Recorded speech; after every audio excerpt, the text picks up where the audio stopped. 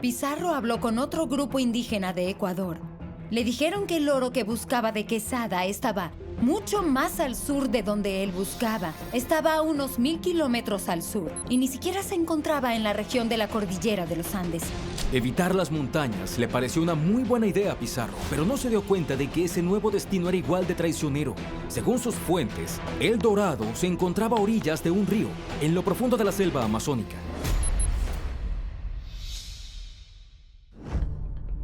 En febrero de 1541, ambos partieron de Quito con 340 españoles y unos 4000 indígenas. Se dirigieron hacia el este a través de los Andes, bajaron a las Sierras Bajas y se dirigieron hacia el extremo sureste de Ecuador, donde comienza la selva amazónica. Acabaron siendo de los primeros europeos en explorar la selva amazónica, pero no estaban ni remotamente preparados para ello. Hacía calor, había humedad y la vegetación era tan densa que tuvieron que usar sus espadas para abrirse paso con sus hachas. Habían traído nativos con ellos, pero eran de la región montañosa, así que tampoco estaban preparados para ese tipo de clima. Y a medida que pasaba el tiempo y luchaban cada vez más, empezaron a pasar hambre, la gente empezó a enfermar y algunos murieron. Pero Pizarro no se deja intimidar.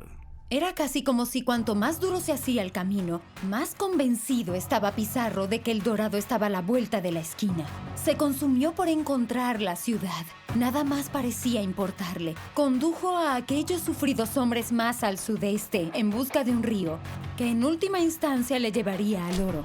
Cada vez que los españoles se encontraban con algún indígena en la selva, Pizarro le preguntaba por la ubicación de la ciudad de oro. Y la respuesta siempre era: sigan adelante, al final la encontrarán.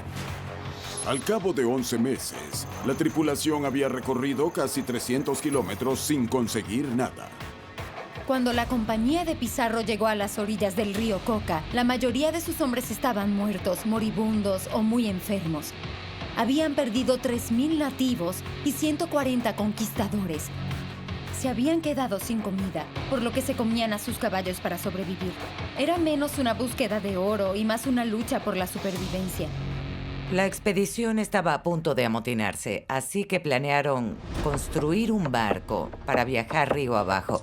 El 26 de diciembre de 1541, Pizarro le dijo a su compañero Orellana que llevara 50 hombres en la barca río abajo para buscar comida y traerla de vuelta al resto del equipo. La corriente del río era fuerte, por lo que Orellana hizo muy buen tiempo. Por desgracia, pasaron 14 días antes de que encontraran comida y debido a la corriente, se dieron cuenta de que no había forma de dar la vuelta y regresar.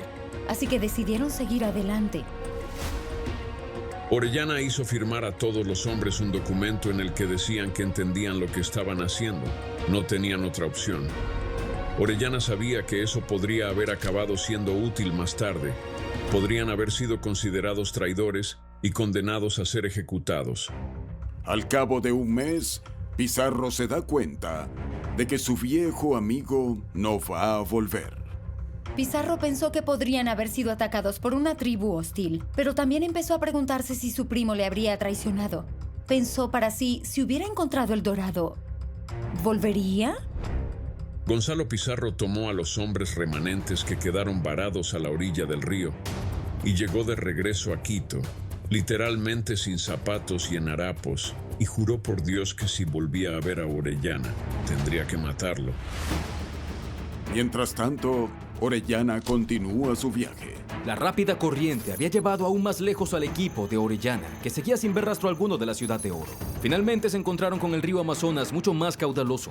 Supuso que esa era la masa de agua sagrada que, eventualmente, conduciría a El Dorado.